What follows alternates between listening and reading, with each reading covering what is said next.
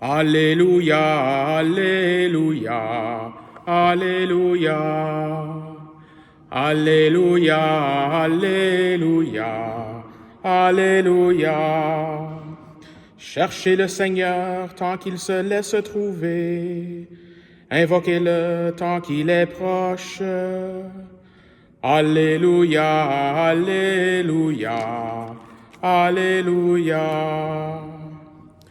Le Seigneur soit avec vous. Évangile de Jésus-Christ selon saint Matthieu.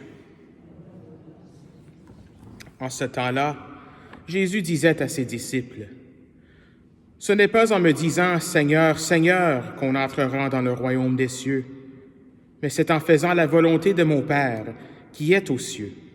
Ainsi, celui qui entend les paroles que je dis là et les met en pratique est comparable à un homme prévoyant qui a construit sa maison sur le roc.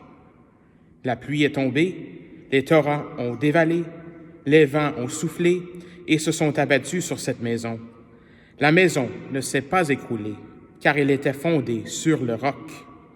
Et celui qui entend de moi ces paroles, sans les mettre en pratique, est comparable à un homme insensé qui a construit sa maison sur le sable. La pluie est tombée, les torrents ont dévalé, les vents ont soufflé, ils sont venus battre cette maison, la maison s'est écroulée, et son écroulement était complet. Acclamons la parole de Dieu. Louange à toi, Seigneur Jésus.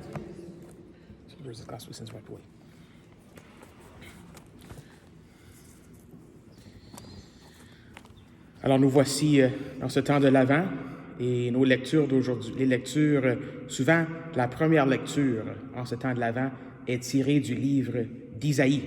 Alors c'est bon de prendre un peu de temps de voir, mais qu'est-ce qui se passe? Qu'est-ce qui a poussé le prophète Isaïe à dire ces mots qu'on a entendus dans la première lecture?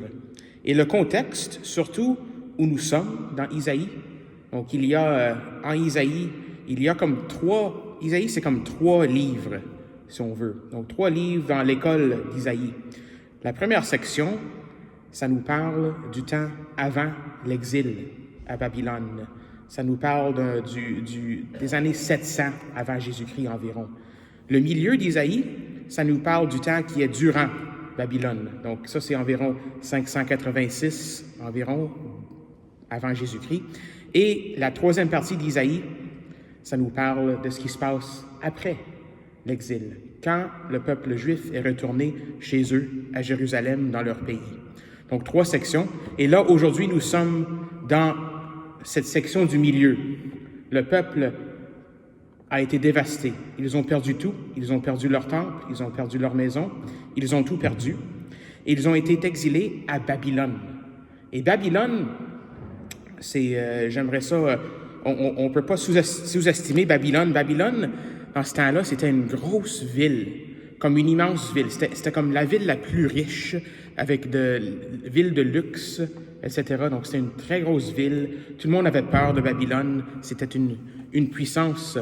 Et on pourrait dire c'est comme les grosses villes d'aujourd'hui. C'est comme New York City ou bien, je sais pas, Dubaï, c'est une très grosse ville aussi. Là. Donc, dans le monde, c'est comme l'aéroport la plus grosse. En tout cas, c'est une très grosse ville et les gens qui étaient en charge de ça, mais les Assyriens, ils étaient très, très puissants.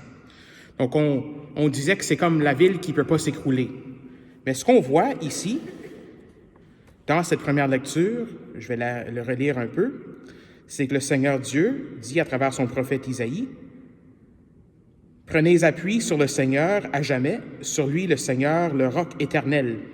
Il a rabaissé ceux qui siégeaient dans les hauteurs, il a humilié la cité inaccessible, l'a humilié jusqu'à terre et lui a fait mordre la poussière. » Donc, il prophétise de la destruction de Babylone ici. Et c'est arrivé plus tard, parce que le peuple de Dieu est retourné dans leur pays. Donc, c'est une invitation à mettre leur appui, le peuple, sur Dieu, sur le Seigneur, qui est le roc éternel. Et non sur des puissances, non sur des hauteurs, non sur des richesses, non sur des choses impressionnantes, mais sur le Seigneur.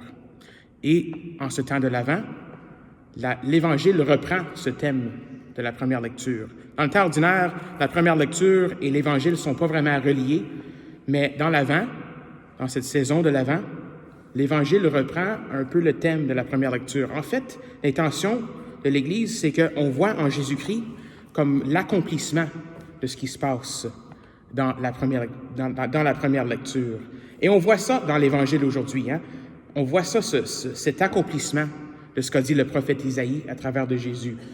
Ainsi, celui qui entend les paroles que je dis là et les met en pratique est comparable à un homme prévoyant qui a construit sa maison sur le roc. Donc là, dans la première lecture, on parle du Seigneur qui est le roc. Et là, ici, on parle à la parole de Dieu, la parole de Jésus. Celui qui le met en pratique bâtit sa maison sur le roc. Donc, c'est le Seigneur Jésus qui est notre Dieu, qui est notre rocher ici, dans cette parole d'Évangile. Et regardez bien, il faut voir que les tempêtes, les torrents, tout ça, c'est arrivé à ceux qui se sont appuyés sur le roc, qui est le Seigneur, et c'est arrivé aussi à ceux qui ne se sont pas appuyés sur le roc, sur ceux qui ont bâti leur maison sur le sable. Donc, s'appuyer sur le Seigneur, ça prévient pas que les choses vont nous arriver, les tempêtes dans la vie vont nous arriver. Mais ça permet qu'on ne s'écroule pas. Vraiment, c'est ça que ça permet, qu'on ne s'écroule pas quand on s'appuie sur le roc qu'est le Seigneur. Alors aujourd'hui, on peut demander au Seigneur de nous montrer peut-être ces endroits dans notre vie, alors que nous préparons nos cœurs pour recevoir le Seigneur Jésus à Noël, pour sa venue, de regarder dans nos vies, mais où est notre appui dans notre vie? Sur quoi on s'appuie? Est-ce qu'on s'appuie sur l'opinion des autres? Est-ce qu'on s'appuie sur les compliments des autres? Est-ce qu'on s'appuie sur notre richesse, nos richesses? Est-ce qu'on s'appuie sur le pouvoir? Ou bien est-ce qu'on s'appuie sur une bonne réputation? Tout ça, toutes ces choses-là, comme Babylone, sont le sable. Le seul roc, c'est le Seigneur. Alors demandons au Seigneur peut-être de nous inspirer, de nous tourner vers lui pour toujours s'appuyer sur lui, qui est notre rocher, notre roc, même dans les moments difficiles de notre vie. Amen.